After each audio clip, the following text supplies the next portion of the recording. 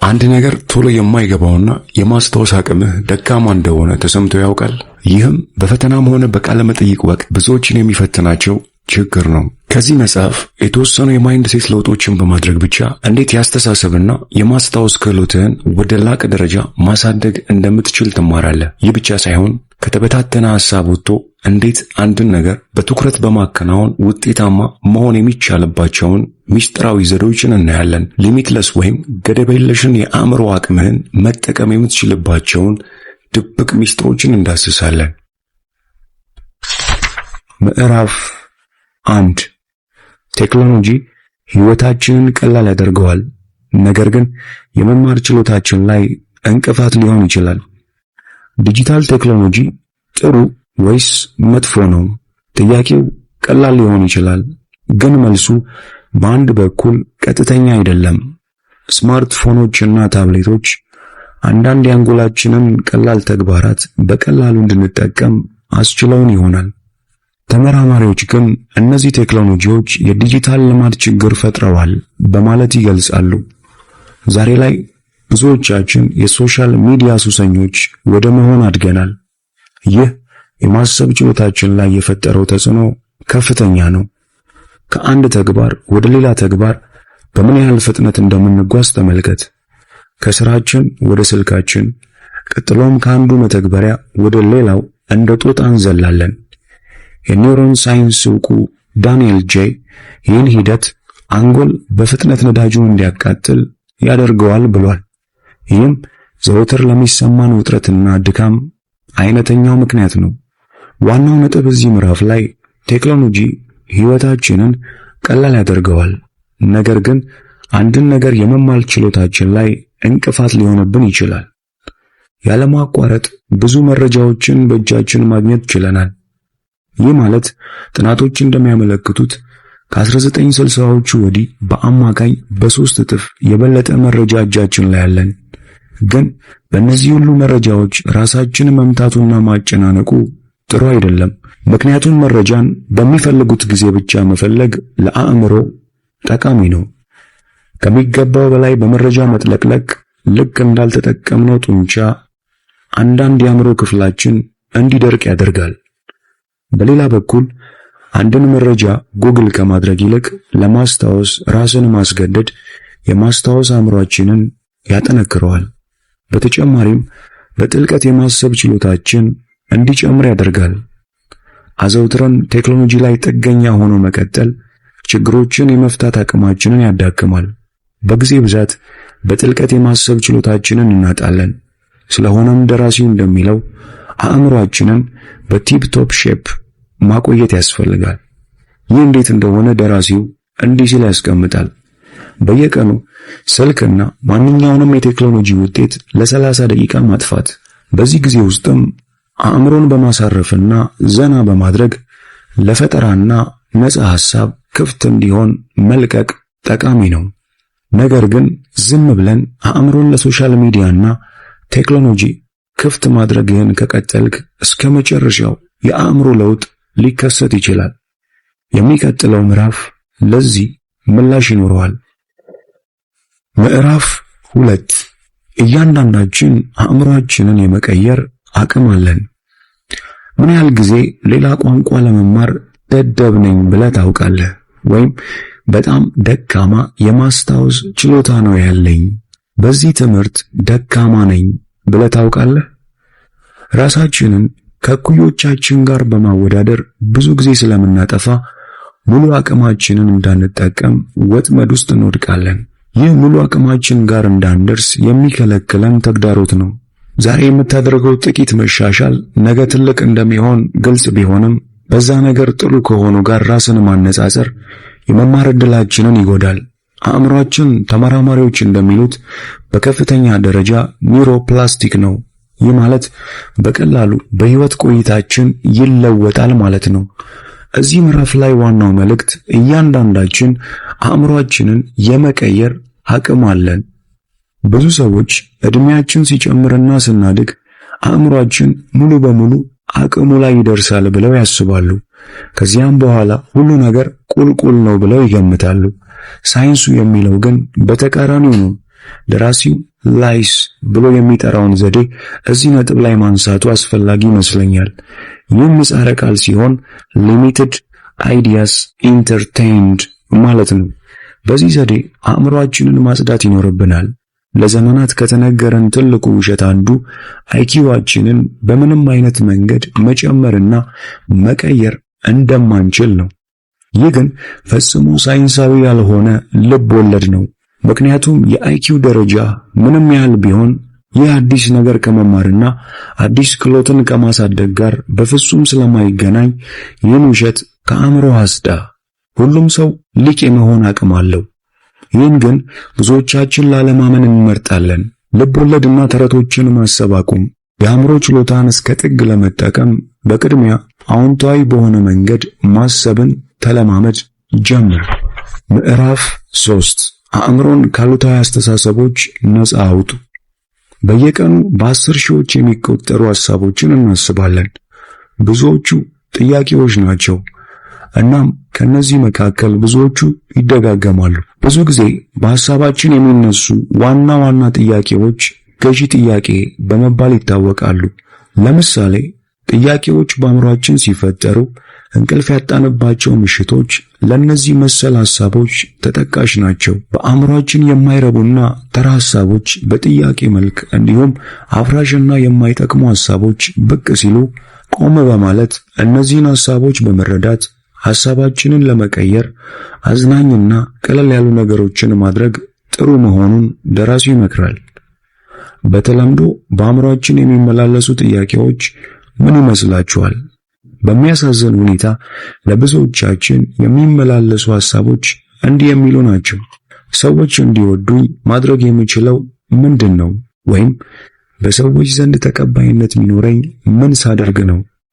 እንዲህ ያሉ ጥያቄዎች እምቅ ችሎታን ከልካይና ተቃርኖ እንዲሁም አቅምን የሚቀንሱ ናቸው። በተቃራኒው ግን እነዚህን አፍራሽ የሐሳብ ውስጥ ጥያቄዎች በዚህ መልክ ቀይራቸው። ራሴን እንዴት ማሻሻል እችላለሁ? አእምሮዬም እንዴት እንደሚሰራና ይህም እንዴት ልጠቀመው እንደምችል የማደርገው እንዴት ነው? እነዚህ ዋና ዋና ጥያቄዎች አዎንታዊ ናቸው። አእምሮን አስፈላጊና ጠቃሚ ወደሆነ አዎንታዊ አቅጣጫ በመምራት ገደብ የለሽ እንዲሆን ያደርጉታል። ይህ አዲስ አስተሳሰብ ለጤናው ጠቃሚ ሊሆን ይችላል። ለምሳሌ ጥናቶች እንደሚያሳዩት አዎንታዊ ሰዎች ከሌሎች 13 በመቶ በልብ ድካም ወይም ለድብርት የመጋለጥ ዕድላቸው አነስተኛ መሆኑን ይጠቁማሉ። ስለዚህ በሚቀጥለው ጊዜ አልችልም፣ ብቁ አይደለሁም የሚል ሐሳቦች በውስጥ ሲመላለሱ ቆም በማለት ከባድ ሊሆን ይችላል፣ ግን እወጣዋለሁ። ብቃት ሊጎለኝ ይችላል፣ ብቁ የሚያደርጉኝን መንገዶች እጠቀማለሁ በል። ምዕራፍ 4 ራስን ማነቃቃት።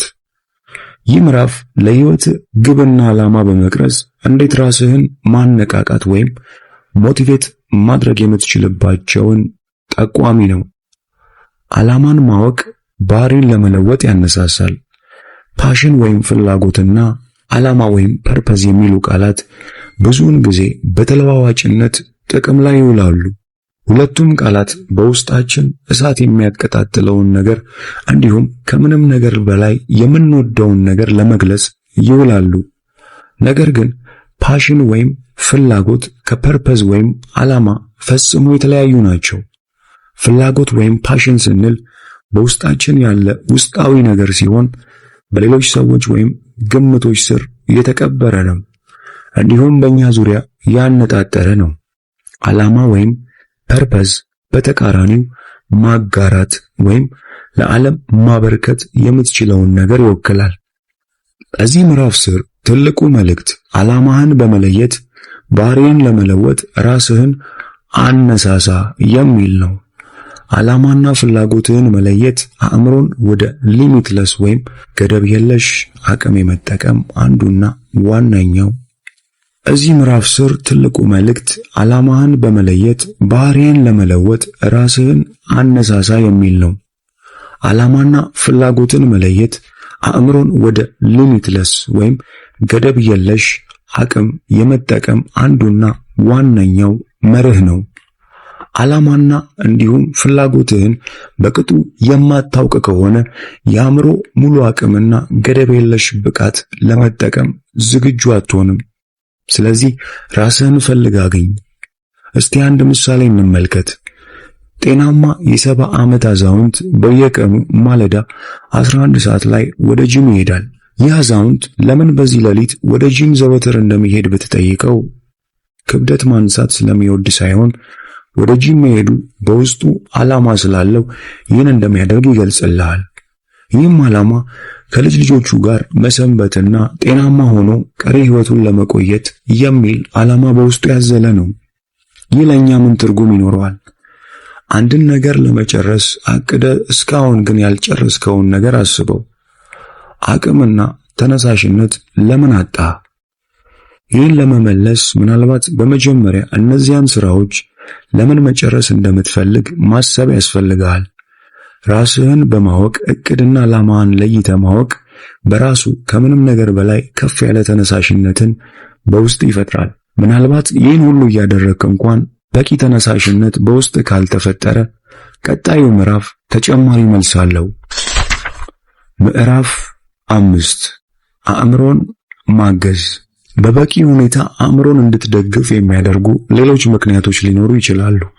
ጤናማ ምግቦችን በመመገብና በመደበኛነት የአካል ብቃት እንቅስቃሴ በማድረግ ጠንካራ ዓላማ እንዲኖር እርምጃ ውሰድ። አንዳንዴ አመጋገብ አቅምና ኃይል የማነስ ምክንያት ሊሆን ይችላል። ምናልባት የተሳሳተ የምግብ አይነት በመመገብ ምክንያት የሚመጣ የኃይል ማነስ መኖሩን አረጋግጥ። በቂ እንቅልፍ አለማግኘት፣ እንቅልፍ ማጣት ከብዙ የአካልና የአእምሮ ጉዳቶች ጋር የተቆራኘ ነው። የመንፈስ ጭንቀት፣ ብስጭት፣ የልብ ህመም፣ የአልዛይመር በሽታን ጨምሮ ይህ ሁሉ በቂ እንቅልፍን ከማጣት የሚከሰቱ ችግሮች ናቸው።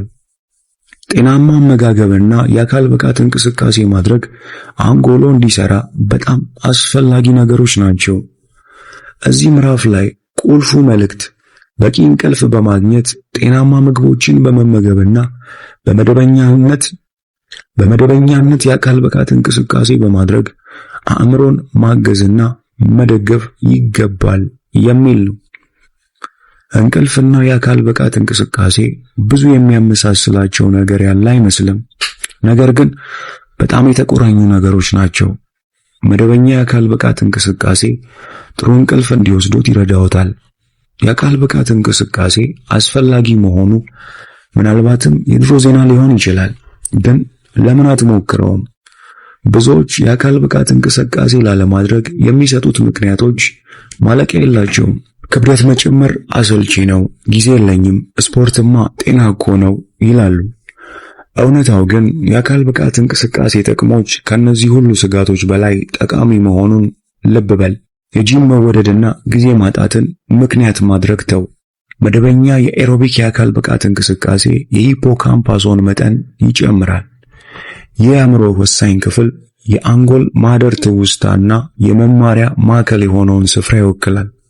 ለዚህም በውጤታማነት እንዲሰራ በቂ እንቅልፍና ጥሩ የአካል ብቃት እንቅስቃሴ ያስፈልገዋል። ሌላ ተጨማሪ ቁልፍ መስፈርት አለ። ከፍተኛ ጥራት ያለው ምግብ መመገብ። ኒውሮሳይንቲስት እና የስነ ምግብ ባለሙያ የሆኑት ዶክተር ሊዛ ሞስኮኒ እንዲህ ብለዋል። 45 የተለያዩ የአእምሮ ንጥረ ነገሮች ምንጮች አሉ። ከነዚህም መካከል ከፍተኛና ጠቃሚ ከሆኑት 10ዎቹ አቮካዶ፣ ብሉቤሪ፣ ብሮኮሊ፣ ጥቁር ቸኮሌት፣ እንቁላል፣ ቅጠላቅጠሎች፣ ሳልሞን፣ ቱርሜሪክ፣ ዋልኖትና ውሃ ናቸው። እንቅልፍ፣ የአካል ብቃት እንቅስቃሴና ጥሩ ምግብ አስፈላጊነታቸው ላይ ምንም ጥያቄ የለውም። ስለዚህ አስብበት። ምዕራፍ 6 የትናንሽ እርምጃዎችን ኃይል መጠቀም። ምርታማነትና የሥራ ኃይልን ለመጨመር እንዲሁም ውጤታማ ለመሆን የትናንሽ እርምጃዎችን ኃይል ተጠቀም። ለመጨረሻ ጊዜ በአንድ እንቅስቃሴ ላይ በማትኮር ሰዓቱ እንኳን ሲሄድ ሳይታወቅ የተመሰጥክበትን የሥራ ሁኔታ አስታውስ። ምናልባት በዚህ ሁኔታ ውስጥ በምንሆንበት ጊዜ የሥነ ልቦና ባለሙያዎች ፍሎ ወይም ፍሰት ብለው በሚጠሩት ሁኔታ ውስጥ ላይ ነበርክ ማለት ነው። በዚህ ወቅት የምናደርገው ነገር ድካም ቢኖረው እንኳን እንደ ድካም አይሰማንም። የምናደርገው ነገር ከስራ ይልቅ ሙሉ ትኩረታችንን ይዞ ወደ ውስጥ ዘልቀን የምንገባበት ነገር ነው። አንዳንዴም በምንሰራው ነገር ተመስጠን ወይም ቀደም ሲል እንዳልነው ተግባራችን ፍሎ ሲኖረው 500% ድረስ ከአማካኝ አቅማችን በላይ የመከወን አቅም ይፈጠራል። እዚህ ምዕራፍ ላይ ያለው ቁልፍ ነጥብ ወደ ፍሰት ወይም ፍሎ ሁኔታ ውስጥ በመግባት ምርታማነትን አሳድግ የሚል ነው። እንዲሁም የትንንሽ እርምጃዎችን ኃይል በመጠቀም ወደ ፍሰት እንዴት በቀላሉ መግባት እንደምትችል መጠቆም ነው። ወደ ፍሰት ወይም ፍሎ እንዴት በቀላሉ መግባት ይቻላል? በቅድሚያ ትኩረት የሚከፋፍሉ ነገሮችን በማስወገድ ይጀምራል። እንዲሁም በአንድ ጊዜ ብዙ ስራዎችን ለመስራት መሞከር ወደ ፍሰት ወይም ፍሎ ሁኔታ እንዳንገባ የሚያደርግ አንዱና ዋነኛው ተግዳሮት ነው። ሳይንቲስቶች ብዙ ስራዎችን በአንድ ጊዜ መስራት ውጤታማ እንደማያደርግ ደርሰውበታል። ግን በሚያሳዝን ሁኔታ አንዳንድ ተግባራት በዚህ ፍሎ በምንለው ሁኔታ ውስጥ የማይከወኑ አሉ። ከባድ ወይም አሰልቺ የሆኑ የሥራ አይነቶች በዚህ ፍሎ ማይንድ ሴት ሆነን ማከናወን አዳጋች ነው። ታዲያ እንዴት ነው እነሱን በጥሩ ሁኔታ ልናከናውናቸው የምንችለው?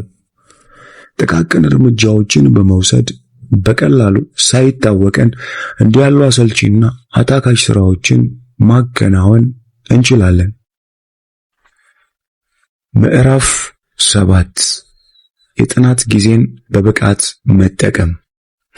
ብዙ ጥናቶች እንደሚያሳዩት ሙዚቃ፣ ሙድ ወይም ስሜትና መማር መካከል የጠበቀ ግንኙነት እንዳለ ነው።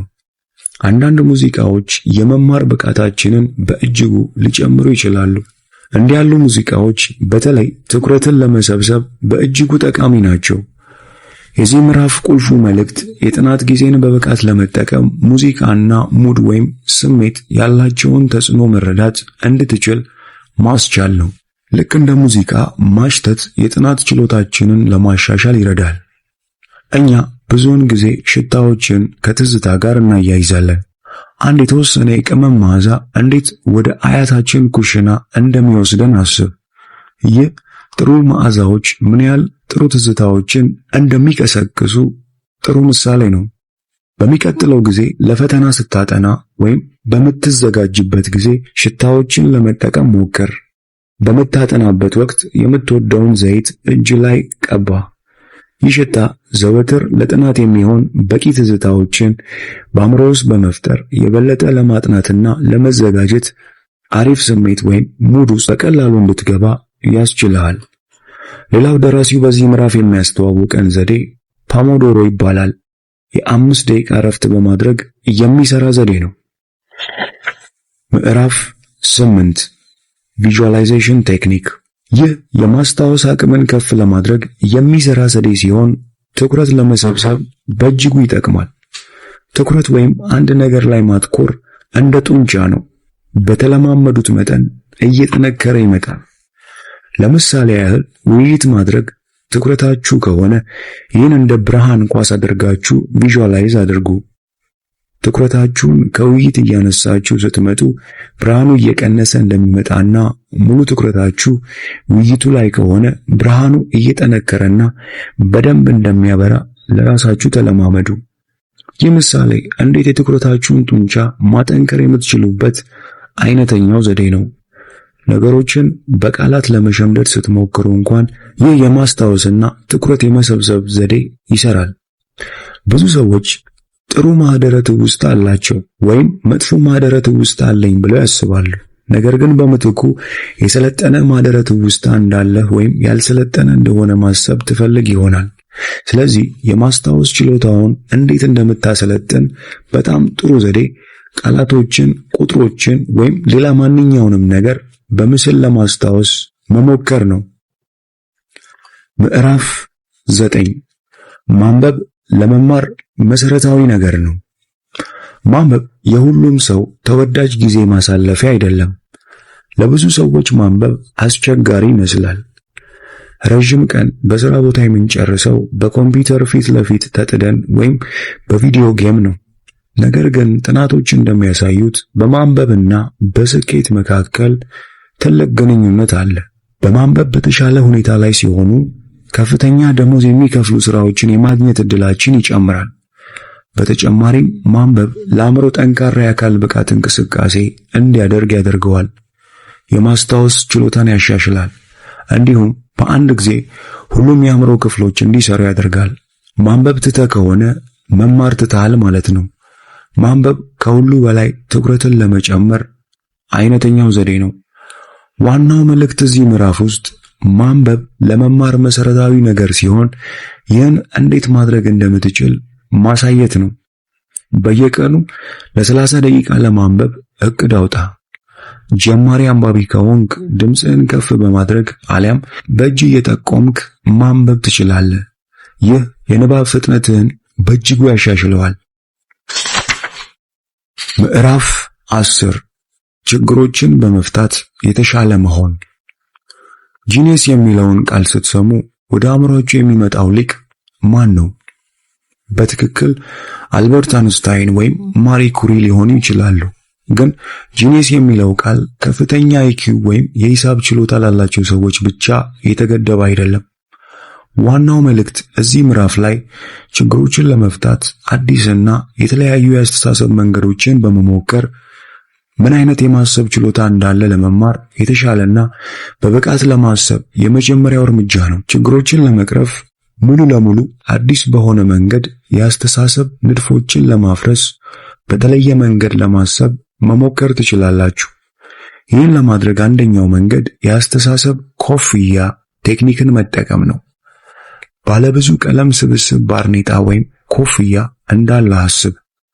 አንድ ችግር ስትመለከት በየደቂቃው ኮፍያ መቀየር ትችላለህ። ቀይ ኮፍያ ማለት ሁኔታውን በስሜት ለመመልከት ጊዜው አሁን ነው፣ ወይም አረንጓዴ ኮፍያ ለፈጠራ ሊሆን ይችላል። ነገር ግን አንዳንድ ጊዜ እንዲህ ያለ የላቀ ቴክኒክ እንኳን በቂ ላይሆን ይችላል። አንዳንድ ችግሮችን ለመፍታት በቂ ካልሆንክ ከችግር በኋላ ቀውሱን መፍታት እንደማትችል ስታስብ ከመስመር ይልቅ ሙሉ ለሙሉ በተለየ መንገድ ማሰብ ይኖርብሃል። ችግሮችን አንድ በአንድ ለመፍታት ከመሞከር ይልቅ የችግሮቹን ስር በማጥናትና በመመርመር ፍቱን የሆነ መፍትሄ ማበጀት አይነተኛውና ውጤታማው የችግር አፈታት ዘዴ ነው። በዚህ መጽሐፍ ዳሰሳ እስከ መጨረሻው አብረውኝ ስለተጓዙ ምስጋናዬ ከፍ ያለ ነው። ከዚህ መጽሐፍ በግል የወሰድኳቸው እጅግ በጣም ጠቃሚና ቁልፍ የሆኑ ነጥቦችን በቪዲዮ መጀመሪያ ላይ ቃል በገባሁት መሰረት እንደ ቦነስ እነሆ። አንደኛ፣ ብዙዎቻችን በመማርና አእምሮን በመጠቀም ዙሪያ ብዙ የተሳሳቱ አመለካከትና እምነቶች አሉ። እውነታው ግን በህይወት ስኬታማ ለመሆን ጂኒየስ መሆን አይጠበቅብህም። ማድረግ ያለብህ የግል ብቃትህን መገንዘብና እነሱን ለማሳደግ መስራት ነው። ሁለተኛ፣ ይህንንም ለማድረግ ራስህን ከማወቅ እንዲሁም ዓላማና ግብህን ከመቅረጽ በመነሳት ገደብ የለሽ የአእምሮ አቅምህን ለስኬት ሰራተኛ ልታደርገው ትችላለህ። ሶስተኛ፣ በዚህ መጽሐፍ ከቀረቡልህ ብዙ ዘዴዎች መካከል ለመማር፣ ለትኩረት፣ ለማስታወስ፣ ለማንበብ እንዲሁም ለማሰብ ራስህን ማስለመድ አለብህ።